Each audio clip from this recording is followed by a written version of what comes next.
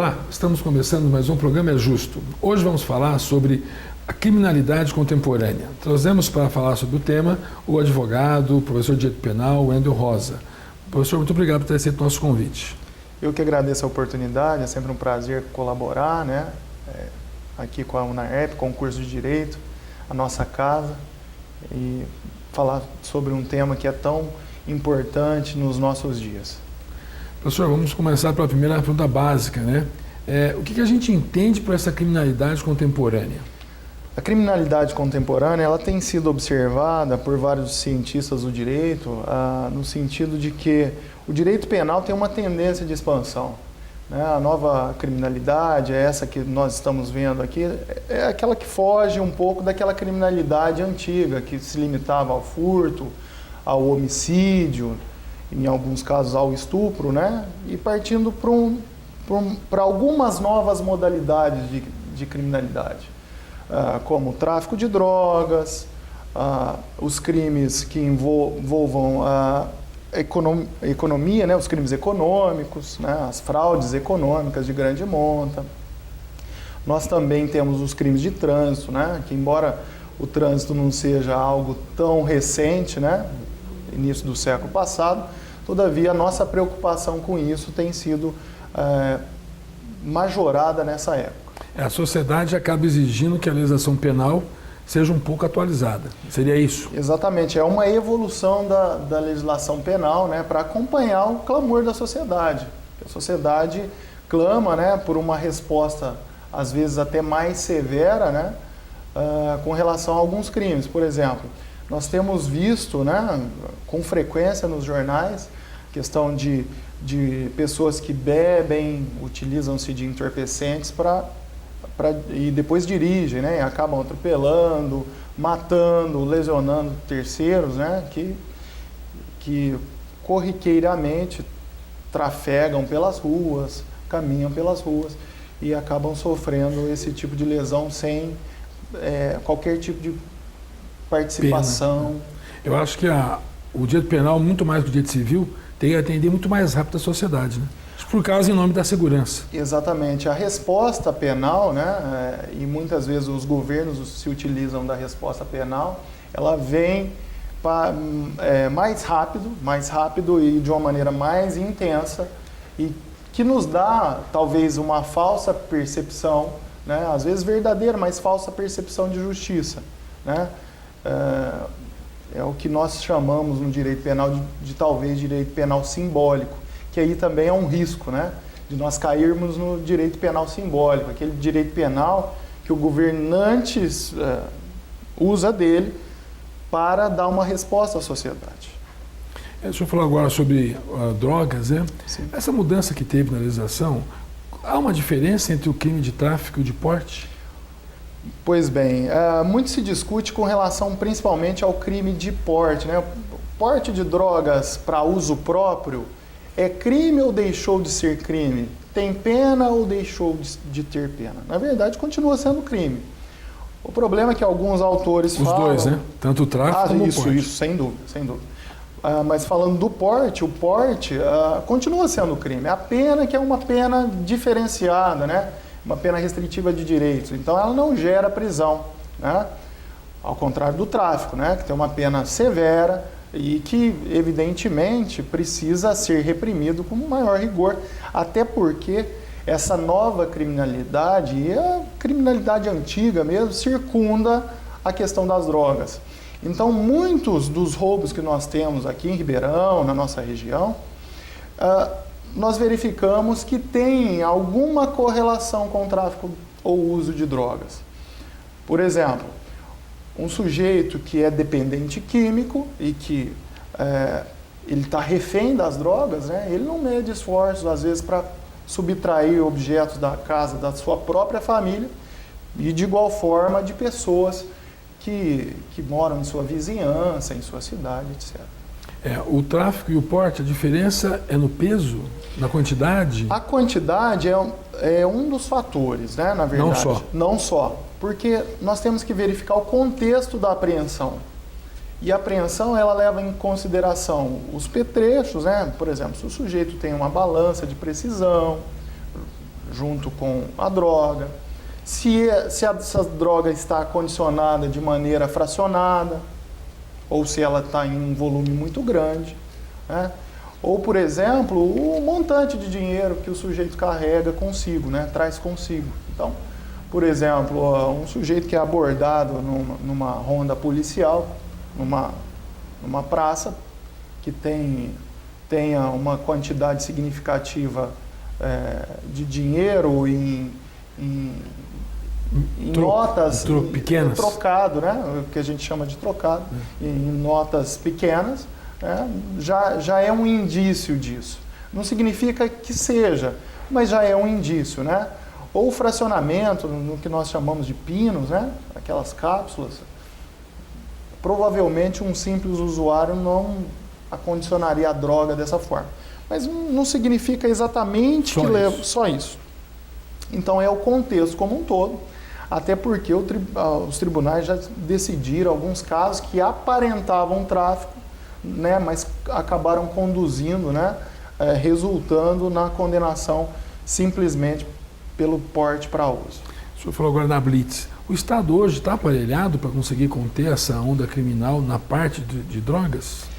Eu penso que sim, no sentido de número de policiais. Talvez não esteja no sentido da informação, né? De como deve ser feita a prova, de como deva ser feita a abordagem. Porque, às vezes, a própria polícia pode prejudicar a coleta dessas provas que conduziriam o indivíduo a uma condenação por tráfico, né? Mas, na verdade, pela ansiedade de dar uma resposta à sociedade, pela ansiedade de fazer a apreensão, conduz esse indivíduo simplesmente ao porte, né? Porque o juiz ele vai julgar em cima dessas provas colhidas. A pena é maior para o tráfico? Isso, de 5 a 15 anos. E o porte? O porte, a pena é alternativa, que nós chamamos de pena alternativa. O sujeito vai poderá frequentar cursos, sofrer as advertências dos efeitos da droga, né? Serviço à comunidade. E serviço à comunidade, isso mesmo. Uma das saídas seria a legalização da droga? Olha, como é que funciona no âmbito penal essa questão do estudo dessa legalização? Esse assunto é muito discutido não só por nós brasileiros, como na comunidade aqui sul-americana. Nós temos o exemplo do Uruguai, que já legalizou, né? Nós temos a Holanda, na Europa. Esse é um tema bastante debatido.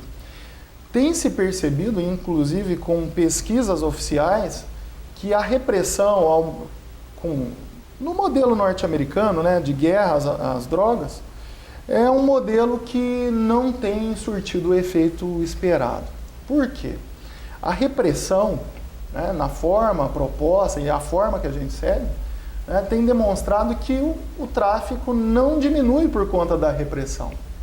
Então, algumas pesquisas têm demonstrado que países que legalizaram essas drogas, que permitem o uso, o transporte para uso, né,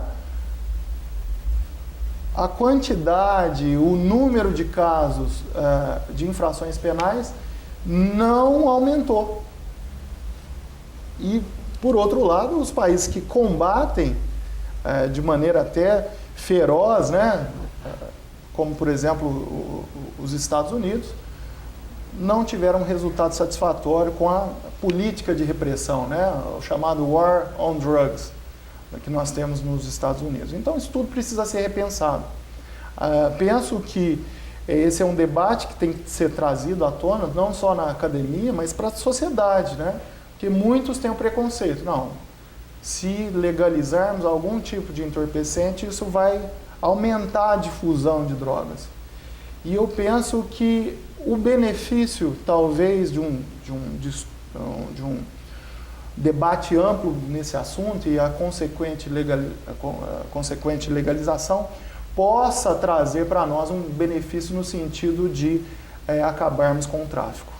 Seria o remédio imediato, assim, não precisa no tráfico, a liberação? Penso que sim, mas esse debate é um debate mais amplo, porque, na verdade, ele não é só um viés penal, ele tem um viés de saúde pública. Bom, como vamos controlar? Quem fará o controle? Como os órgãos de saúde pública responderão a essa lei? Como trabalharão? Então isso é um fator muito mais complexo do que simplesmente jurídico. Falar, deixar de ser crime, né? Vamos abolir esse crime. Penso que isso deva ser discutido, né? E não somente, né, como foi abordado no Uruguai, com relação a apenas uma modalidade de droga. Porque senão o tráfico vai continuar. Pode aquele, não pode o outro. Exatamente. E aí o dinheiro do tráfico é muito grande, né? O volume movimentado pelo tráfico é muito grande. Há pouco, isso é do dia a dia no nosso país, infelizmente, né? Traficantes custeando policiais com valores de 300, 400 mil só para que eles não efetivassem a prisão. Fechar os olhos. Exatamente. O senhor entende que, o senhor falou agora há pouco, os crimes de trânsito estariam nessa parte contemporânea? Sim, entendo que sim. E a tutela do trânsito, né, é uma tutela que nos interessa. Todos nós que vivenciamos essa realidade do trânsito, caótico, né, até mal educado, né, nós estamos sujeitos a isso. O trânsito em si é um risco, mas é um risco permitido, é um risco aceito. Agora, nós temos algumas pessoas, alguns sujeitos que excedem esse risco permitido e passam para uma situação de anormalidade. Acho que a questão talvez não seja de ter um aumento do uso de álcool e de droga e ter transformado esse crime que antigamente poderia ser contemporâneo e hoje seria? Sim. É mais ou menos isso? Ou não? Não tem uma ligação direta entre o álcool, a droga, o consumo excessivo e ter surgido mais crimes? Sim, o fator é aquele motivador da sociedade nesse sentido, né? Porque a sociedade tem clamado, né, por uma resposta. Então nós vimos até movimentos de artistas, de programas televisivos, no sentido de pressionar o legislativo e o legislador para aumentar o rigor sobre os crimes de trânsito, porque todos nós vivenciamos isso e queremos um trânsito mais seguro. O grande problema disso é que nós temos tido um aumento dos chamados crimes de perigo abstrato, ou seja, aqueles crimes que têm o perigo presumido.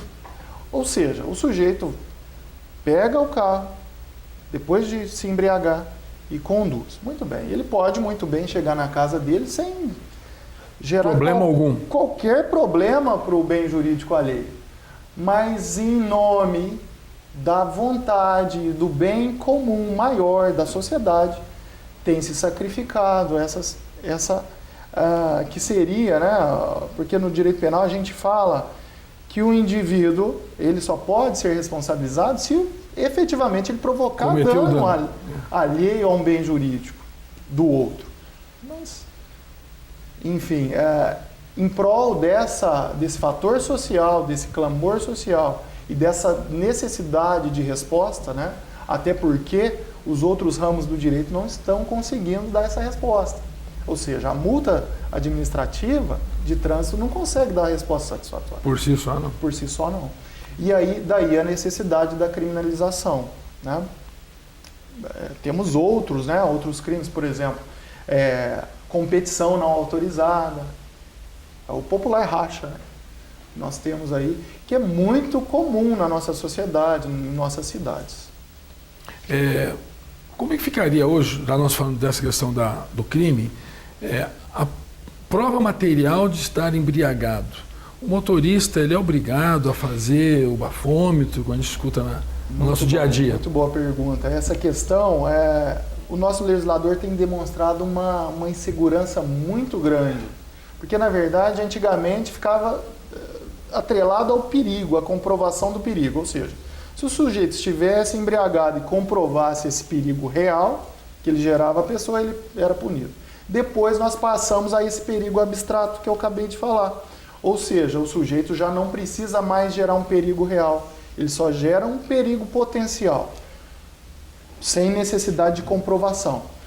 Agora, o legislador, por muitas vezes, foi adiante e voltou atrás com relação à prova, né? Há algum tempo nós tivemos a prova exigida com o exame clínico ou o exame do chamado bafômetro, né? Que é conhecido por nós aí. Hoje em dia, a prova não fica vinculada somente ao bafômetro, ao exame clínico, né, sanguíneo. Hoje em dia, o exame visual, o exame comportamental, se o sujeito sai tropeçando do seu veículo, né, exalando um odor etílico, ou ainda se por imagem, inclusive, né, por testemunhas, por imagem, ele pode ser responsabilizado. Então, nos nossos dias, né, tão comum a gente fazer uso de câmera, né, hoje a câmera serve como prova para que o indivíduo seja responsabilizado pelo crime de embriaguez ao volante. Tanto, muito obrigado pela sua presença. Eu que agradeço. O seu tempo voou, terminou rapidinho, a conversa é boa, né? É muito boa. Quero agradecer o seu convite e convidá-lo para retornar aos nossos estúdios para a nova transformação de um tema penal mais acessível para a nossa sociedade. Eu que agradeço. É você, nosso telespectador, muito obrigado pela sua atenção. Participe do nosso programa enviando sugestões, temas para o e-mail que sai abaixo do seu vídeo. Muito obrigado.